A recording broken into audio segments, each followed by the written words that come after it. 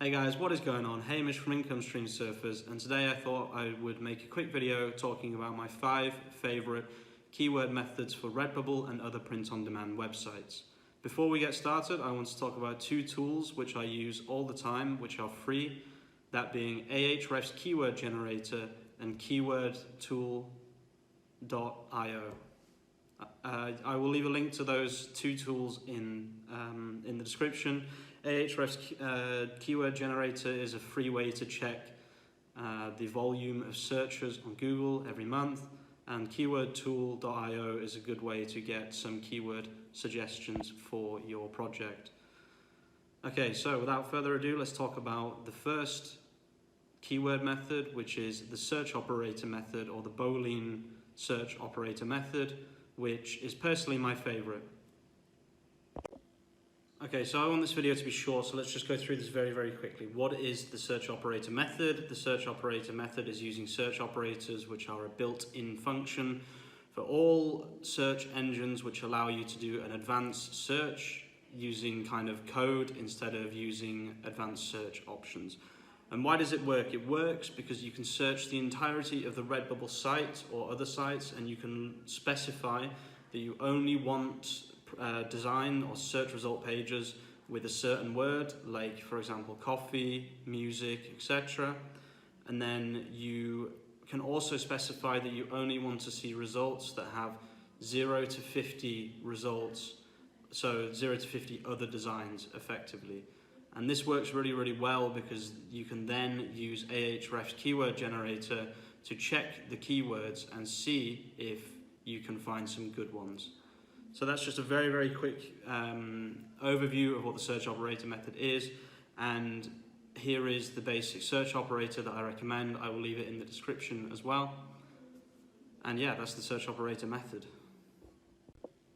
Okay, so that was the search operator method. Now let's talk about my second method, which is the Ahrefs $7 trial method, which it's not free, but it's a very powerful method. The only reason this is second is because it's not free, whereas the first one is free.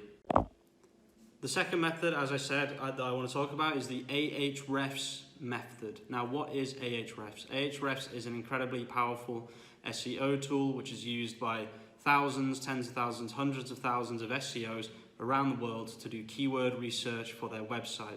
The reason this works really well for Redbubble and other sites is you can really easily see how much traffic is going to each web page on the site. And this works incredibly well because you can put Redbubble into the URL searcher, the domain researcher, and it will tell you which searches are being made by people around the world which lead them to specific pages on Redbubble. And yeah, this is one of my favorite methods. You can get a trial for $7. Once you have the trial, you can download spreadsheet after spreadsheet after spreadsheet of keywords and information which you will have forever. And if you set Redbubble and Zazzle and a few other websites as projects, every week Ahrefs will email you with newly ranking keywords for that website. The third method I want to talk about are using trending tools like trendingbubble.io and things like that, other tools, which can work quite well as long as they're not too popular, which Trending Bubble at the moment is not too popular. So let's check it out and see how it can help you. Okay, so trending tools. These can work quite well if they are not particularly popular, but once they become popular, they become saturated very easily, and also they're chasing after trending tools. However, this can work quite well if you are very attentive and you are uploading designs every day. You may as well put some trending designs in there. I'll let this one speak for itself. It doesn't need much explaining, and I'll leave a link to trendingbubble.io in the description. The fourth method I'd like to talk about is the using product names and keywordtool.io method, which I uploaded in a video yesterday. Let's just very quickly talk about it for this video, but yeah, it's a strong method. I haven't really tried it out much at the moment, but I can see why it would work. So using product names with keywordtool.io works really well because you can sell products that are more expensive and therefore you get a higher margin. So if you think about the things that are expensive, comforters, duvet covers, etc., you can put the word duvet cover or comforter into keywordtool.io with something like the word with or design or something like that, and you can search through those, and then you can put, if you find a good one on Redbubble without too much competition, you can then check the keyword volume every month using the Ahrefs keyword generator, and then if you find something that is very, very good, you can potentially make a lot of money there. The final keyword method I'd like to talk about are taking things that you know people love and that aren't copyrighted because they're in the public domain. So think about quotes from famous people, music, lyrics that aren't copyrighted, things like that, very niche things that you personally like. And I'll show you a couple of things, a couple of sales that I made using this method now. So like I said, the final method is going to be things that you like, which might sound strange and it might sound a bit like something that everybody says. Just do things you love and people will buy them, I promise.